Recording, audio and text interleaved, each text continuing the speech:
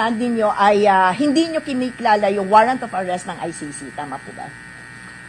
Insofar as Kinikilala namin that it exists. it exists. Okay? Kinikilala namin dahil sa mata nila yon ay valid yon. Pero hindi namin kinikilala na enforceable siya. Alright. Okay? It has to go through the proper process as very competently explained by Attorney Bobet.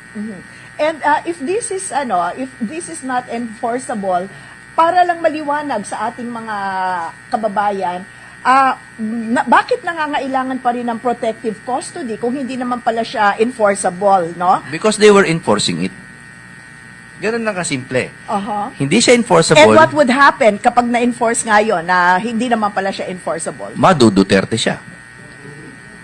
Hindi po ba ganun kasimple yun? Hindi ko alam kung ba't pinahahaba natin ang usapan. Sabi nila, bakit naman namin gagawin yun? Ginawa nyo na eh. Di ba? So, pag he will languish in a foreign cell beyond the reach of our laws, and should the Supreme Court decide in our favor, we will still have no legal recourse to bring him back. So, ano po ba yung komplikado sa sinasabi namin? Ayaw lang po namin maulit yung ginawa kay Duterte kasi hindi pa nga settled yung issue ng kay Pangulong Duterte.